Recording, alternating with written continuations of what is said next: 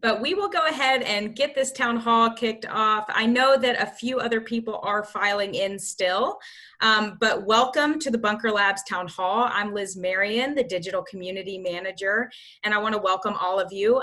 Before we get started, just a few housekeeping things. If you want to chat amongst yourselves, please do so in the Zoom chat. Feel free to do so, but we will be pulling questions out of the Q&A box, which you will find the two chat bubbles at the bottom of your screen. If you click on that, you can ask a question at any time during the town hall, and we will get to it during our live Q&A. I would like to introduce our facilitator for today, Bunker Labs CEO Blake Hogan, who is calling in from Nashville. Hey, Blake, how's it going? It's going great. Thanks, Liz. Glad to be back on here. Yeah, we're happy to have you back, and I will let you go ahead, introduce our guests, and kick it off. Awesome. All right. Well, thanks everybody for joining us today. I'm excited to have Naval Academy graduate, Surface Warfare Officer Jesse Iwuji. I'll leave the Navy jokes aside because I think you're doing something really cool. And we say something all the time: people will be what they can see. And you had a goal and you went after it and didn't let anybody get in the way of that. So I'm going to turn it over to you for an intro, and we'll get into kind of demystifying that process, how you did that, how you got access to that network, and broke it down into bite-sized chunks so that you could do it and set it up and not look at something that was like, oh, wouldn't that be nice? Or like, that'd be a really cool thing someday to do. But we put a plan into motion and did it. So without further ado, Jesse, if you want to jump in and share a little intro, that'd be great. Thank you. Yeah, for sure. And thank you so much for having me on this, Blake, everyone. Thanks for getting this set up. So it's been a pretty wild journey for me from start to finish.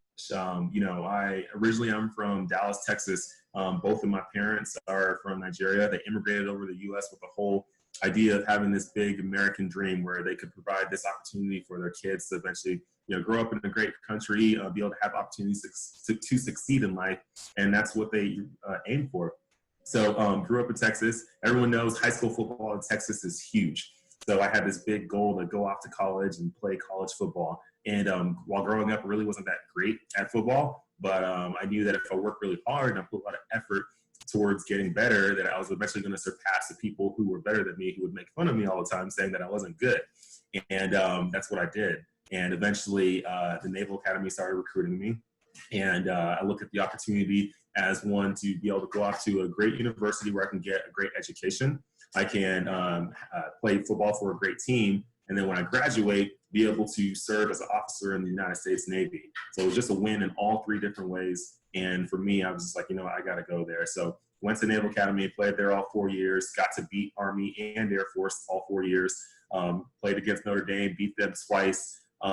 Just had a lot of fun doing that. But going to after graduation, I became a surface warfare officer in the Navy. So as a surface warfare officer, I was on the ships. I spent 4 years on the ships, 2 different ships. One was an amphib, one was a minesweeper.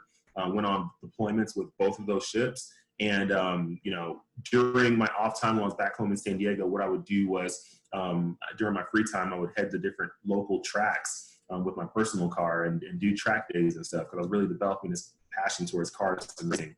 That eventually led me to the point where in January 2014, I was sitting in my room one night and I just made this crazy decision that I wanted to go after professional racing. And I wanted to do it while still being active duty in the Navy.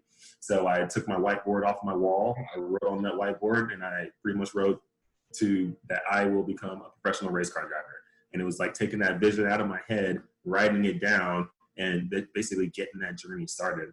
I didn't know where to go or what to do, but I did know that, I'm from the Naval Academy. I'm a naval officer. I know how to research. I know how to figure out a lot of things without having a lot of information to begin with. And I just kind of put those skills and concepts and things I've learned at school and in the Navy, I put it towards racing.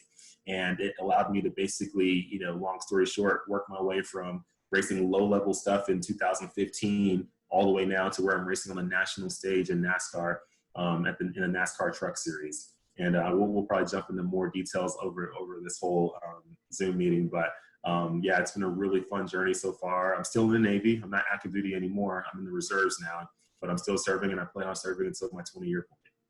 Yeah, that's amazing. I think it's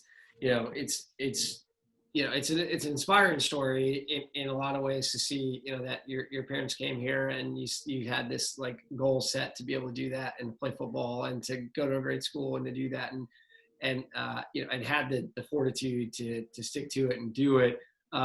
So not only did you decide, hey, I'm gonna go to school, I'm gonna play ball, I'm gonna become an officer, I'm gonna become a professional race car driver. But along that way, like racing is super capital intensive. You're like, I can't be a W-2. I've got to figure out how this can be part of my entrepreneurial journey as well. So you're also the CEO of a trucking company that you started, and you and your brother started. So tell us a little bit about that and how that ties together with what you're doing on the racing front. Yeah. So with racing, I took the entrepreneurial route, right? So I didn't start racing when I was 5 years old, 6 years old. I didn't start in go-karts and work my way all the way up the ladder. I didn't have a family that was really wealthy that could really support the journey financially. My parents supported me with what I wanted to do, but they couldn't really do it financially. I had to figure out a way to get the funds and make it happen. So for me, I wasn't going to let not having the finance part of it, I wasn't going to let that stop me. So I was like, okay, if I don't have money, what I need to do is go find and go get the money. So I was like, how can I do that? I was like, okay, I'm a naval officer. I make decent money as a lieutenant, but definitely not NASCAR money. So I was like, okay, what's the next step? Well, maybe if I could start my own little side hustle on the side, maybe I could start my own little small business on the side. I can work my regular Navy job from 7 a.m. till 4 p.m., 5 p.m. each day. And then and nights, just maybe work on my own little business. I was like, what? That's what I'm going to do. So I decided, since I love racing, I was like, I'm going to start putting on my own racing events. And I'm going to keep it pretty small, but I'm going to put on my own racing events. Maybe I could make some extra money from that to put into my racing. Started that in 2015. And over the last 5 years, the events have been really, really successful. The first event, we had maybe 300 or so people show up with about maybe 50 cars racing. The second event, we had over 100 cars racing and over 2,000 people showed up. And we've had events be bigger and bigger. In fact, just last fall, we had an event that had over 6,000 people at it. But it's been growing and growing and growing. Also, on the other side of it, I started a trucking company with my brothers. So, they both had medical device sales jobs. They make really good money from it. And I basically came to them one day because I saw the opportunity in the trucking industry. I came to both of my brothers. I'm like, hey, you can keep looking at your money in your bank account all day, or we could take that money and turn it into something and actually make more out of it. So I told them there's a lot of opportunity in the trucking industry. Goods are having to be, trucked, transported everywhere around the country. Why not try to get just some type of small piece of that pie? So we bought one semi truck and we started running that for the first few months. And then I decided that, hey, if we're actually going to make something of this, we need to bring in more. I was like, we didn't really have the capital at the time to continue to buy more and more trucks. But I was like, what we can do is maybe there's some other owner operators out there who own their own trucks who are looking to get access to certain loads and stuff that we had access to that they didn't. I was like, we can bridge that gap. That maybe they can run under our motor carrier authority. They can basically be under our name. And with that, they can have access to the loads that we have. We'll take a small piece of the pie. They take the bigger piece of the pie. Everyone's happy. Everyone makes money. Everyone's good. And then we kind of took that concept and we rolled with it and just slowly have been growing it just a little bit by a little bit. But so far in the first year and a half, it's been going pretty good. And, there's little fires here and there you got to put out. But for the most part, I've been learning a lot and been trying to grow that business. And now also trying to throw in another layer of business onto my plate, which is the real estate side of things. So I'm really trying to jump heavy into that. And I want to eventually build a big portfolio of real estate properties, whether it's, single family homes or maybe eventually, commercial properties, who knows, but working on that and, really just trying to build the business side of things for me so that I can have that sustain me while I'm going after this crazy NASCAR journey. Yeah. And I love it. And I think again, when people hear like these big lofty dreams, like I want to be this professional race car driver, I want to do these things, that a lot of times the response is like, wouldn't that be nice? Or like, good luck. But when you broke it down into these small pieces, and so our founder, Todd Conner, who's also a Navy guy, surface warfare guy as well, has a book coming out in the fall that's all around sort of the pragmatic approach to entrepreneurship. In other words, it's like keep your day job until you have your dream job.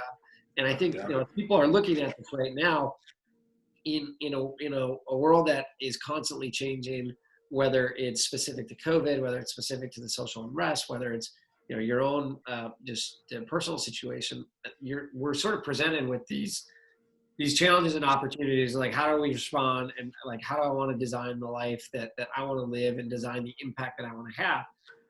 I say all that to say, it's like when you said, I'm going to figure out how to do something at night, it wasn't like something totally separate from what you were doing. It was like, I love racing. I'm going to hold racing events. It was like, it's out, like even a Marine can figure that out. It's like, I'm going to do this. I'm going to do some more racing stuff and like see what it is. I'm interested in transportation. So we're going to figure out how to buy one truck. And I think, one of the things that is the purpose of these conversations is just demystify the process, and then figure out what is your initial entry point into that access. And then Bunker can come along and help you with that, with those resources. Okay, so the other racing company, or racing events, trucking company, now real estate. And so talk to us about the truck series now and where you're at. So you're now officially a professional race car driver with NASCAR. You're doing it. You still got some ways to go. So tell us a little bit about what that looks like. Yeah. So with that, so right now, currently, I'm in the NASCAR Truck Series. So for those who don't know anything about NASCAR and how the whole ladder works, is you first start off with, if you wanted to start off, I would say at the lowest level of NASCAR, that would be the NASCAR Whelen All-American Series, which is basically racing late model stock cars. Those cars are full-size race cars, but they race on short tracks. These short tracks are kind of littered around the whole U.S. and in a lot of different cities and stuff. Really small tracks. They're not usually no bigger than a half mile. Usually they're about a quarter mile oval all the way up to a half mile. And that's where I started in 2015. From there, I worked up into the NASCAR K&N Series, which is now called the ARCA Series. But the NASCAR K&N Series, which you get into a car that's a little bit bigger, a lot more horsepower. So the late model stock cars are about 400 horsepower. The NASCAR K&N Pro Series cars are about 650 horsepower. With the new motor rules, now they're about 700 horsepower. So it's a lot bigger, but you're still racing at the same short tracks for the most part. And then you kind of dabble around a little bit on some of the bigger NASCAR tracks, just a few of them.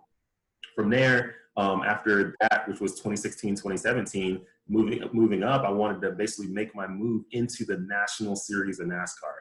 So the National Series is basically the top three series of NASCAR, which is the NASCAR Truck Series, NASCAR Xfinity Series, and then NASCAR Cup Series. Now I'm in the Truck Series, which is first step on that. I've been approved to move up to the NASCAR Xfinity Series, and then here soon after that, hopefully, God willing, we can go up to the Cup Series and be racing at the top level of NASCAR. And with me being, the only person who's serving right now and also racing in NASCAR, that hasn't been done in a very long time. I believe the last person who was even active duty or serving period that actually raced as a driver in NASCAR, I think it was an Air Force guy back in like the 50s or 60s. It's been a really long time. It's just, I don't think that counts. Yeah. The barrier of entry into NASCAR is huge because it's just such a big financial obligation to make it in. I mean, tires cost money, things cost money, people cost money, transportation, all that stuff. So always constantly staying on the grind to make something happen. A lot of people just believe they can't make it in because they weren't, meant to be in. For people look at me, I'm in the military right now. I'm serving. In fact, this weekend I had Navy drill. African American, all that stuff, all things that just haven't been a driver in NASCAR. Like, you haven't seen these combinations as a driver. Most people think that it's just impossible when it's not. And when you talk about, demystifying the process, like, you got to show people like everything is possible as long as you have a vision in your head and you can clearly see that, hey, I'm supposed to be this, I'm supposed to go there. We can all make it there. But the issue is a lot of people surround themselves with circles that bring them down and circles that limit them. And sometimes that circle, that could be your family, it could be your friends, it could be your workspace, it could be wherever, but these circles are limiting people. Just, people are letting others' opinions of them become their reality. And I've been a huge proponent of pushing that people can be whatever they want to be. And I like to show people through action that, hey, like, no matter what anyone says, you are going to make it. As long as you believe in yourself, you don't quit, you keep pushing, you put action every single day to make it to that goal. Yeah, I mean, people, they talk about, when it's like, pursue your dreams, but there's much different than having the dream and having the vision and then actually going out and doing it. which you've continued to do. Yeah, so I think NASCAR has been an interesting sport for a variety of reasons. It was at one point in the past few years one of the fastest growing sports. They were one of the first major sports in this new COVID world to come out with new races as well. NBA, NHL, NFL are still sort of figuring out their plan. And also addressing social unrest and Confederate flags, and you've got Bubba Wallace coming out and talking about that, and other drivers. So kind of two questions. One is just NASCAR, I think, as an entrepreneurial organization and sort of testing the limits here of what COVID looks like, and how you look at that as an entrepreneur, and then just how you look at the response to the civil unrest. Yeah, for sure. So right now with the COVID world, things have definitely changed for sure. I mean, it's affected a lot of people, like a lot of businesses. People are losing their businesses or have lost their businesses. People are losing jobs or have lost jobs. Some people have done well during this time. It just depends kind of what industry you're in. So it's definitely affected a lot of people, even on my business side of things. One side of my business with the events, I haven't had the opportunity to have any events over the last few months. We have one coming up here in July, and hopefully that one goes well. I think a lot of people who are drag racing fans and love drag racing their street cars at the tracks, I think they've been itching to get back to the track. So hopefully it's a big one here in July in Texas. And then we got another one in August. So hopefully that's good. On the trucking side of things, crazy enough, it's supposed to be slow season during the first part of the year. And we had as much business in the first 4 or 5 months of the year as we did all of last year. So that's been really, really good. As far as all the social unrest that's been going on, we're in a crazy world right now, and the things that have been happening over the last few weeks or months or whatever, these are stuff that's been happening for many, many years. I think the issue, a lot of people are thinking like, oh man, we've 2020 right now, everything's gone downhill. We're in a place we've never been before, when it's not. The only difference is right now is just people are recording it. It's just being exposed. That's the thing. All the stuff that's happening right now has been happening for years and years and years. But I think people are finally fed up with it because they're finally actually seeing it. There's one thing if someone tells you about a story about something that happened. Another thing when you get to like real life, real time, watch something. And as sad as it was, the whole world watched, a man who was detained by a cop, and, watched the cop put his knee on his neck and basically didn't let up until the guy died.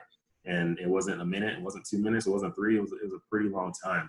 And I think any human being who has any type of heart could understand that, hey, this wasn't right at all. And that's why, what's going on is going on right now. And, people reacted in all different ways. Some people wanted to peacefully protest. Some people want to go straight to Washington and talk to lawmakers and this and that, policymakers. Some people are rioting and stuff, which I don't completely agree with at all. I don't feel like we should be rioting and looting at all. But that's how some people took out their anger. And you can't necessarily blame them, I guess, because that's all they knew what to do. I mean, they got put in a position where this is all we know. Like, if no one's helping us here, we're just going to go crazy. And it happens. And it's not, the U.S. isn't the only place in the world where riots and loots happen. Every country that's gone through any type of social unrest, they've seen all the same stuff happen. So it's just human nature. But what we can do to kind of hear these cries of different people, and it's not just only, Black people. I mean, it's all races. I mean, there's people all around the world, all around this country who are oppressed in some type of way. And right now they're just standing up for whatever their causes. They're standing up. I think we as people just need to come together, unite, and just figure out a way, hey, how can we help these people? They've been crying out to us over and over and over, and we haven't listened to them. What can we do to listen? And not only listen, what can we do to take action after that and actually make some change, and whatever that change is to be, whether it's, making some harsher rules and regulations for law enforcement so that they can, understand that, hey, like, their actions, they're here to serve and protect. They're not here to, let a man die in their hands who's detained. Figuring out different ways to have some of those hard conversations, figuring out a way to get some conversations going at home with families. I think that's where it really starts for the entire world, the whole U.S., every community, every race, everything. It all starts at home. The more we can get with our families and be like, hey, this is what's right. this is what's wrong. You do what's right and you don't do what's wrong. And if you do what's wrong, this is what's going to happen to you. And we can start having these tough conversations and really ingraining in our youth and in our kids' heads that, hey, this is what morality is. This is what these are what values are. This is what ethics are. If we can put that together, we will eventually change things. But we can do all we want with policies and laws and stuff, but if we don't start at home, we're never going anywhere, because the whole thing is just going to come back again in this cycle. Mm-hmm. Yeah, it is. It's like, it's that difficult and that simple, right? It's like starting with kids and starting with families, and it's also having servant leaders. And I think that's where we have a certain obligation from this military connected community to show up for our country in times of challenges. And I think that, that extends also to entrepreneurs, because with financial success creates time and space and the ability to create impact and to create generational wealth. And it's something that I think this has and is, I think now the both rebuilding our economy and rebuilding it in an inclusive way is the challenge of our generation. We're old enough to have a little bit of experience, but young enough to not be jaded too much to figure out how to move that. And I think, people are looking at what can they do? What does it look like? And I think it's pursuing what's on your heart, and doing the things that you want to do so that you can create the life that you want to create for your family and your community. So you've got, you would think, professional race car driving would be your primary goal, but there are some goals on top of that. So talk to us about where we're going to see you in a few years. Yeah. So racing definitely is a big one. Right now I'm in the NASCAR Truck Series level. The goal is to move up to the next level, which is the NASCAR Xfinity Series, which I have been approved by NASCAR to move up to that level. We'll eventually make that jump, hopefully this year. If not this year, then next year. And then after that, the NASCAR Cup Series, which is the top level of NASCAR. Goal is to be there, be the only military service member who's serving while also racing at that level. That hasn't been done in as I said, years. I think literally 60 years. So I want to do that. And then my goal is to, race NASCAR for probably the next 10, 12 years or so. And then after that, the next goal is to start doing stuff in the film industry. I really love films. I love big movies, big action movies. I'm a huge Fast and Furious fan, obviously. I'm a huge Transformers, Marvel universe, all that stuff. I could see myself being in one of the MCU movies and being part of the Avengers or something one day or something. I don't know. I just feel like I can do it. And once again, it's one of those vision things. Like I see myself being in those movies. I've been a movie type person. I've wanted to make my own films for many years. And not only one, I tried to make my own film. While on my first deployment, during my off time, I wrote out a script for a film, an action film, and it had to do with cars and stuff, very Fast and Furious-like. And I wrote out a script. It was like 20, 25-page script. Wrote it out, and I wanted to make it. I actually came home, started, filming a little bit for it. Didn't realize I didn't have all the resources to do it. And around that time, I was like, you know what? Let me work on my racing stuff right now. Let me get back to this. Yeah. And eventually I will. Eventually I'll have my own movie, but yeah. Place to go. I love it. Well, our amazing host here, Liz, it has that background. So Liz will set you up. Next thing you know, we'll see you in the next Transformers series. All right. So the question Q&A is open. So if you've got questions, please go and drop those in there. I've got a couple of questions here already. So I'm going to go ahead and this is an interesting one. So a little bit of the curveball on trucking industry. So have you looked into the Nikola Tesla route of the trucking industry, clean energy, sustainability for the future, what that looks like, and are we going to have all electric autonomous vehicles driving our freight around the country? So that's an interesting question there. Yeah, great question. So right now in the trucking industry, one of your biggest costs for any trucker is fuel, right? So if you're going and running some round trip load for how many ever miles or something like that, 800, 900, 1,000 miles, whatever, you'll go through a tank of fuel. And to fill it back up costs quite a bit of money. It's going to take sometimes half of your payout that you're getting. So it's a lot of money. So people are trying to find ways of having better fuel efficient vehicles, whether it's electric or hydrogen or whatever. So, you know, with what Tesla is doing, they're coming out with their all electric truck. It seems pretty promising.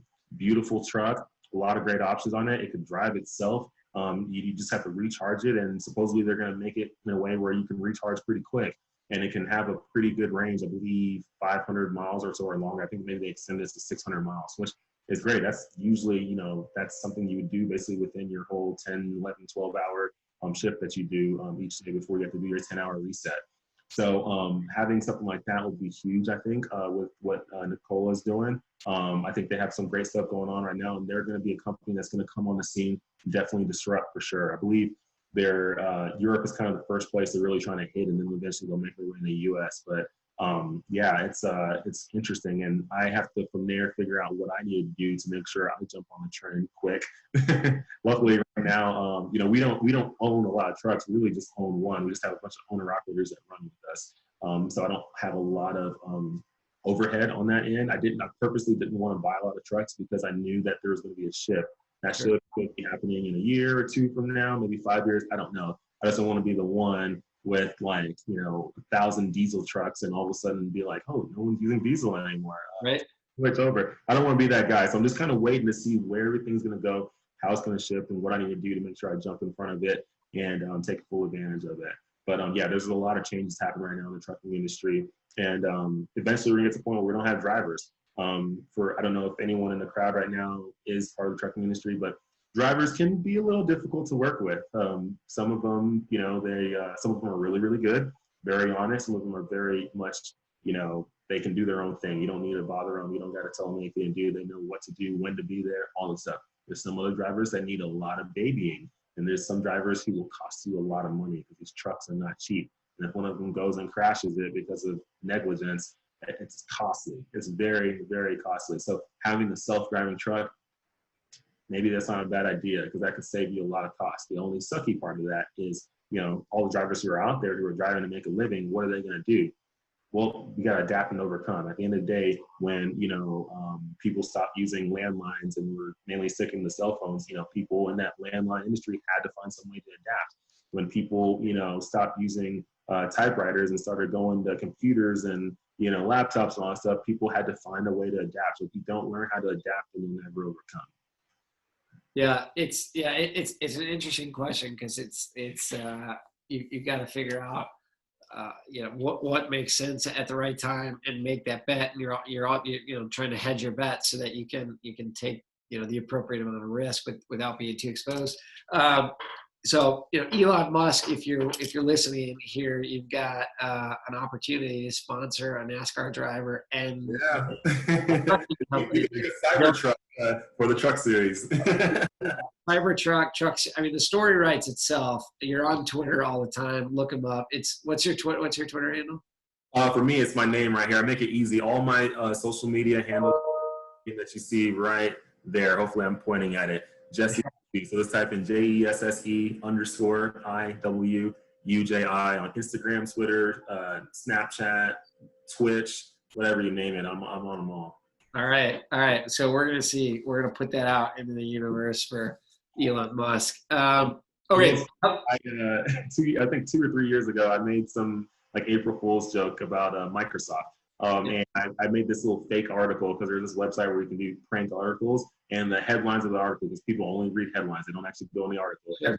Was Jesse Iwuji gets $35 million sponsorship deal from Microsoft, and everyone goes. The thing goes viral. And I didn't need it to go viral. Just a funny thing between my friends on Facebook. It went like past viral. Like, I mean, to the point where I had people from NASCAR call me, being like, "Hey, like, where did this come from? Like, how didn't we know about this?" I'm like, whoa, it's just a joke. It wasn't real.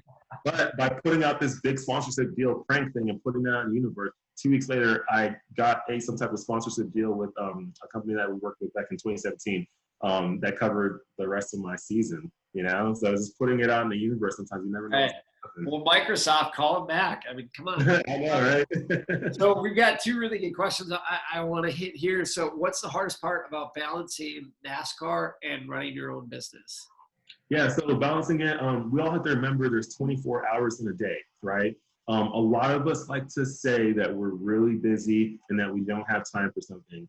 And that's not true. We all have time for things. It's just how effective are you with your time? We have 24 hours in a day. Usually, if you want to stay somewhat healthy, I would say 6, maybe 7 hours of sleep is really all you need. But 6, you can operate on 6 and still operate pretty good. I know everyone wants to get 8 and 9 hours of sleep. 6, all you need is 6. But the rest of the time, really 18 hours of the day, we have to recognize that, hey, you got to maximize those hours. If you're working, let's say you're still working your regular day job, and let's say it's an 8-hour job or 9-hour job for that day. What are you doing the other? What are you doing the other 8, 9, whatever hours of the day? Some people say, okay, well, I drive home and I got to eat dinner and I got the kids, and then by that time, it's nighttime. I'm like, yeah, but there's time. If you actually schedule out time, you can actually balance a lot. So for me, I'm balancing the trucking company. I'm balancing the event stuff. I'm balancing social media management that I do for other brands. I'm balancing just finding sponsorship and stuff for racing. Balancing simulator training time that I do every single day. I'm balancing also working out. I work out about 1.5 hours to 2 hours a day. I'm balancing multiple calls. Just this morning alone, from 7:45 in the morning all the way till 12:30 this morning, it's all Zoom calls and calls with different brands and companies and all that stuff. And I still got more to go. At the end of the day, we got 17, 18 hours or so that you can work every single day. And some people think, oh man, that's so hard. Like, how am I going to do that? You can, as long as you're going after something that you're passionate about. You forget about the time. It doesn't matter anymore. You're working for yourself, and every single piece of action you put during that time is only helping you and your family eventually get to the level that you want. And I'm a huge proponent about being financially free, and everyone I think should work towards that. So to get to a point where you don't have some boss that's basically running your life and running it into the ground and at any point could let you go. Because I'm sure a lot of people are probably experiencing that right now, where they worked their freaking butt off for many, many years. And then someone had to let them go, not because they didn't like them, it's because just that's what the times are right now. Things are happening where they don't have money to support everyone. And if you can work yourself or get yourself to a point where you can become financially free and work for yourself, and all the energy you put in goes towards you and your family, you'll be in a position where no matter what happens, you can finesse your way around it and still continue to live life. So, there is time in the day. You got 24 hours, make the most of it. Yeah, that's good. So, you break it down, put a schedule. So one of the courses in Launch Lab Online actually takes people through that of literally how many hours of the day, what do you have to do, what are your obligations, and how do you create the space, and do you want to after you calculated that? Because it's okay to say, I like the idea of it, but I'm going to go do something else. But it's about being honest with yourself and then doing that. So you talked about being in business with your family. Can you give any advice on what that is like and being in business with your family? Yeah. So being in business with your family can be good and it can be bad. Some families don't work out well when they do it. Ours has been good. Both of my brothers, they're smart guys, and they understood that, hey, they knew their place, right? They knew, hey, we have some of the funds to help it out, but they're not necessarily businessmen or business guys. They're used to doing what they do, which is, working for Stryker, working for 3M, working for Baxter, these big multi-billion-dollar companies. They do that. They're good at that. But they knew they could let me kind of handle the actual business side of things, and everything's been great. I let them know how things are going here and there, and they trust they'll make it happen. So kind of everyone kind of setting their own, if you're going to go into business with your family, everyone needs to know their role, know their job, and do their job. Don't try to do everyone else's job. Know your role and do your job.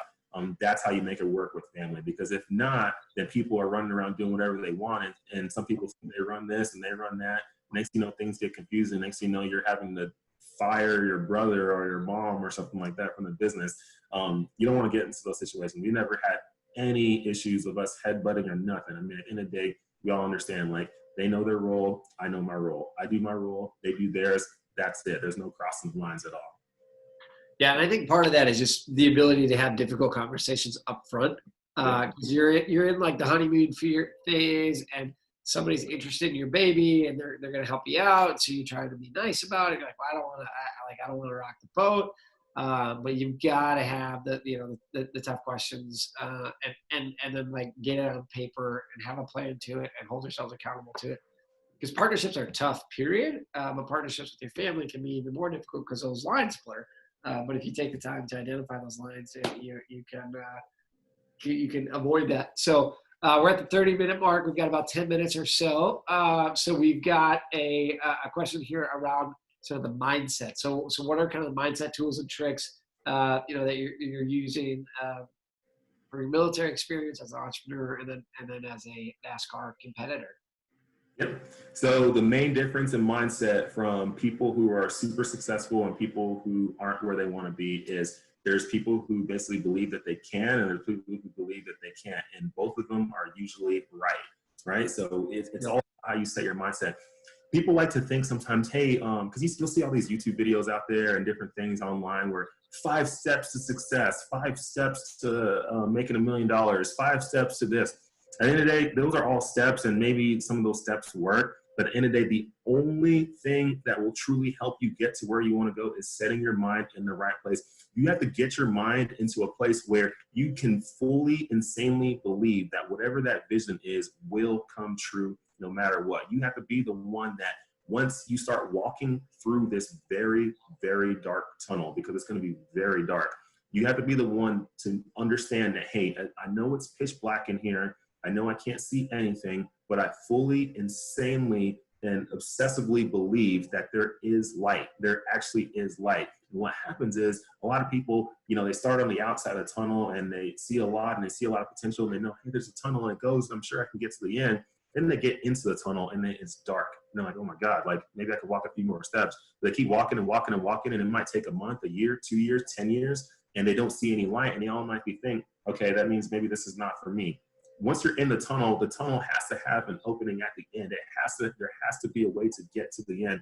And a lot of people stop. They feel like in this cycle that the moment they get to the bottom part where it's all dark, that they can't get back up.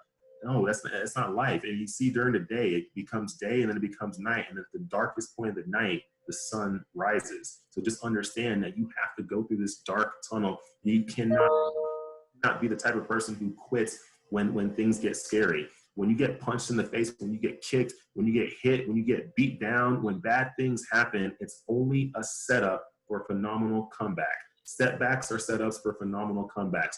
When you can start understanding these things and then disarming yourself with it, you start becoming a very dangerous person in the space that you're trying to be, because nothing can bring you down. Right now, if you took everything from me, took every single dollar out of my account, took everything from me, I'm cool with it because I know I have the right mindset to get right back there. If you don't have the mindset and you start experiencing some success, the moment someone knocks you out, that's it. You're done. You're never getting back up. But if you have the right mindset, you're getting back up and you're fighting again. You know exactly what to do to rebuild, and it's all good. When you're chasing after their goal, don't chase the actual goal. Chase the process. Fall in love with that process, the process of every single day grinding, finding new ways to network, be creative, do this, do that, advance yourself every single day. When you fall in love with that process, you will be successful in anything you do, because it doesn't matter if the goal shifts around and moves around. It doesn't matter. You know the process. You're in love with the process. You're cool with doing that every single day. A lion usually, when it goes after its prey and stuff, it's not in love with just the end goal of just eating the prey. It's in love with the hunt. It's in love with getting down there in the weeds and finding this prey. Like, that's what it's in love with. That's why it doesn't, and that's why it's successful all the time when it goes after its prey. Sometimes it's going to miss. Sometimes it's going to, jump out at one and it doesn't get it. But it falls in love with the process of the hunt, and eventually it's going to get its food and it's going to eat. Yeah, and it is. And I think, we had Fred Smith on, I don't know, a year and a half, 2 years ago. And people are like, he's running this massive company, and it's like, he just broke it down. He's like, look, I started as a private, and I worked my way up, and now, I'm the CEO, I'm a 4-star general, right? It's the process. It's doing the hard work. It's doing the stuff that people don't see when the cameras are off. And it's being humble about to know where you can't do that, where you need to bring other people in. Like, it's one thing we did really well in the military is building teams that complemented each other, and then we get into business, and then we hire our friends, and our friends are like us, so they do the same things, and you run into challenges. But being able to have the mindset to know that, like, this is what I'm really good at, this is what I'm going to pursue, and then sticking to it. So we've got a couple more I want to try to hit here. All right, so Super excited to have somebody listening here that you know well. So Robin Grable with Ascend. So you were on her show or on her podcast last year. So her question, Robin, is as a business owner and veteran, what would you tell employers about hiring veterans and what that looks like to go through the hiring process? And so yeah. Yeah, so for businesses, different companies out there looking to hire military vets or people who maybe they don't understand military vets and they want to know why they should hire a military vet. The thing with the folks in the military is we are all very, very much used to being given a little bit and making a lot happen. We don't need a ton of direction to make things go. We don't need a ton of direction to actually figure out what's happening. Just give us something. Give us something. Just give us some type of like, hey, this is what needs to happen. Give us the vision, and we usually find a way to go execute on it. That's the biggest thing with military vets. Is we're used to that in the military, and we deal with that every single day. No matter what community you're in the military, whether you're in the Navy, in your surface warfare, if you're a Marine, in the Marines, you aren't always given the best weapons, right? You see some of the folks in the Army and they have all this fancy stuff, and the Marines are like, okay, I got my M4 and maybe whatever. So we're not given a ton, but we know how to make a lot happen with what we're given, and I think that's the biggest thing for employers looking to find people, because nothing against people from the civilian world, but not everyone in the civilian world is cut from that same cloth, right? There's a lot of people that get hired who you have to baby them through a lot of stuff. You got to give them everything they need to execute the job. In the military, just give us a little bit, we'll make it happen. And sometimes it's pretty, sometimes it's not, but we'll still get to the goal. Yeah, just a little 550 cord and some duct tape, and you're gonna. We're good. So we've got one last question, and then we'll do some closing comments. So specific to the trucking company. So what's the biggest challenge you've come across in your trucking business this year, and how are you overcoming it? Yeah, so this year, biggest challenge, I would say, was just making sure we were able to kind of fulfill the business that we were getting. So for us, most of the business we do is with Amazon, right? So fortunately for us, once the COVID stuff hit, everyone was at home, and they obviously couldn't go to regular stores anymore or order this or go buy things in person all the time. All of a sudden, they had to get used to ordering stuff.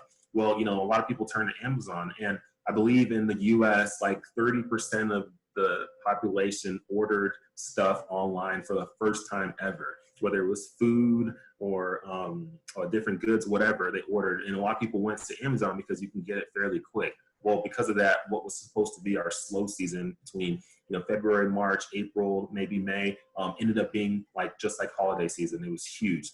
So for us, it was just figuring out, okay, how do we make sure that we stay on track with all that stuff? Because with the drivers and stuff that we have, each drivers, they have their own personal lives. Their trucks sometimes have their own life and their own thinking, and their trucks want to schedule maintenance whenever we don't want the maintenance to happen because we're trying to, get loads done.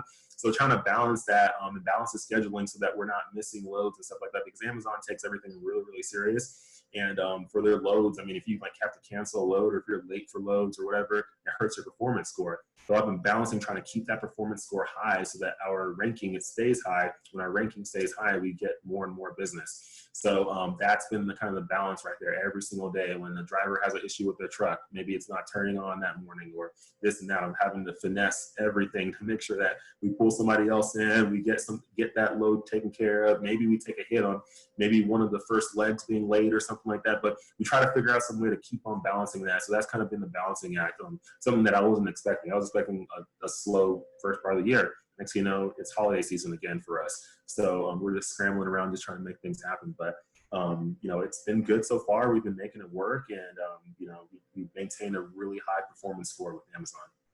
Love it. Yeah, I think I'd boil that down to get comfortable being uncomfortable, and you've been doing that for years. You've made all of us feel like underachievers this morning.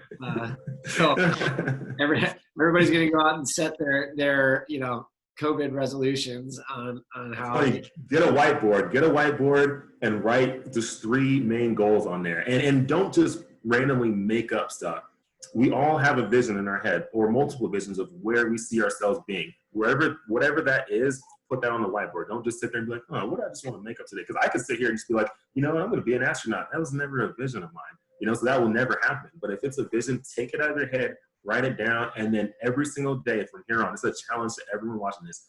Every single day, not Monday through Friday, not just Saturday and Sunday, not just when, every single day for the rest of this year and so on, do at least one thing that day to try to get closer. Even if that's sending an email to network with someone, even if that's just giving someone a call, even if that's just doing some research on YouTube, whatever, every single day, do at least one thing towards your goal. And I promise you, you'll start seeing doors start opening. I love it. I love it. Jesse, thanks for sharing your story. So next week we're going to have, and Liz can give us the date and time, but another company that is breaking into the NASCAR industry on the consumer packaged goods side. So Army veteran Sherman Williams, who has a company called Body Aqua, built it after combat operations in the desert and needed something that was actually going to rebuild and replenish his body. So they just put together a deal with NASCAR. So hopefully we can make that match happen, and you two are doing business together. And hopefully, you know, Elon Musk comes out with the Cybertruck and sponsors it. So you'll have to let us know. We will absolutely be at that race when that happens. So keep us posted on the race schedule. We'd love to be able to send people out to that and share your story. Thank you for being a part of this series. And we are lucky to have you, and wish you the best in all of your endeavors. Liz, thank you. Yeah, thank you both so much. That was amazing conversation, and we've got so much great feedback. Jesse, I'll be sure to send your way. I will say that if you have any other questions for Jesse or that we can answer from Bunker Labs or needs for resources, I encourage all of you just to email townhall@bunkerlabs.org. And Blake is right. So we've got events coming up next week. Sherman Williams from Body Aqua, we will be sending an email out to confirm the details of that. I don't want to speak because we don't have this confirmed just yet. But then on Thursday, June 18th at 11 a.m. Eastern Standard Time, we also have the founder of Southern Elegance Candle Company, Deshawn Russell, who's going to be joining us again live to tell us how she has actually upped her revenue and is at the best revenue point that she has ever been at in her business during COVID, and how she pivoted to make that happen.